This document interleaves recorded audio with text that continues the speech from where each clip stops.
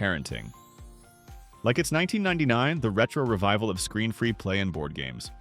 In 2025, parents are embracing 1990s-style child-rearing, ditching screens for hands-on play. This retro revival stems from concerns over digital addiction, with studies showing excessive screen time links to anxiety in kids.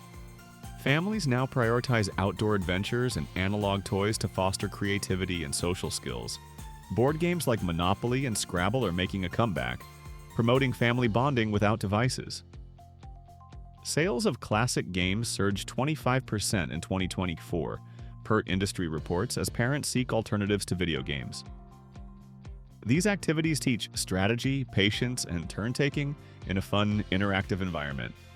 Screen-free play encourages physical activity, reducing sedentary lifestyles. Activities such as tag, hide-and-seek, or building forts mimic 1999 childhoods, enhancing motor skills and imagination.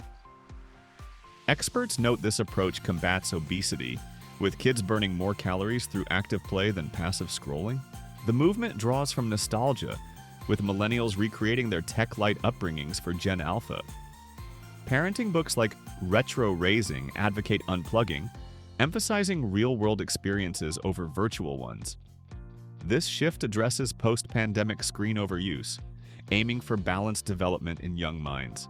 Crafting and art sessions replace app-based entertainment, sparking artistic expression.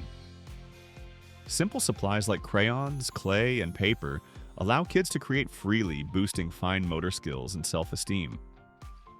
Research from child psychologists highlights how tactile play supports emotional regulation better than digital interfaces. Outdoor exploration revives, with nature walks and bike rides becoming daily rituals. In 1999, kids roamed neighborhoods freely. Today, supervised versions build resilience and environmental awareness. This counters nature deficit disorder, a term coined for screen-bound generations lacking outdoor connections. Storytelling and reading aloud hark back to pre-digital evenings. Families gather for book sessions, improving literacy and vocabulary without screens. Data shows children exposed to physical books outperform peers in comprehension, fostering lifelong love for learning through narrative immersion.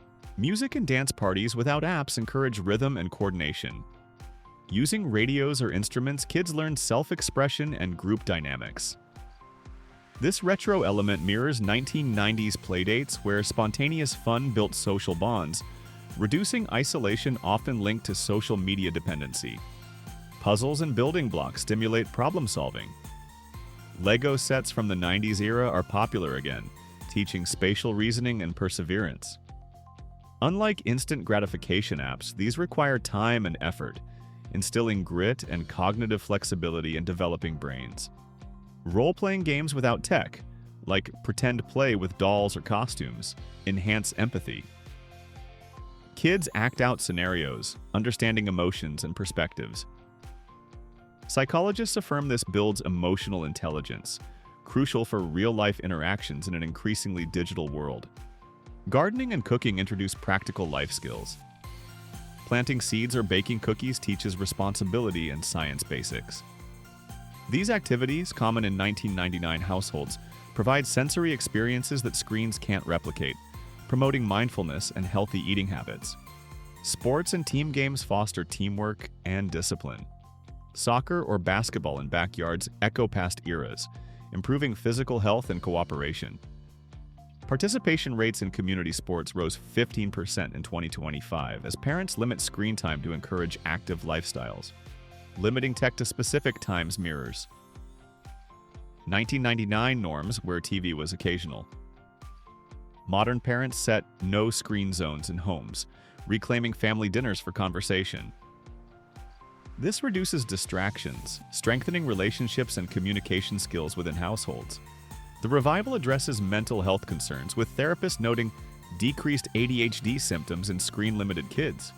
By promoting boredom as a creativity catalyst, children invent games, mirroring 1999 ingenuity before constant digital stimulation overwhelmed young minds. Educational toys from the past, like abacuses or science kits, support learning. These hands-on tools make abstract concepts tangible, outperforming educational apps in retention rates, according to recent studies on child development. Community playgroups revive, organizing screen-free events. Parents connect through local meetups, sharing retro ideas like hopscotch or jacks. This builds support networks, combating isolation in digital-age parenting while enriching children's social experiences.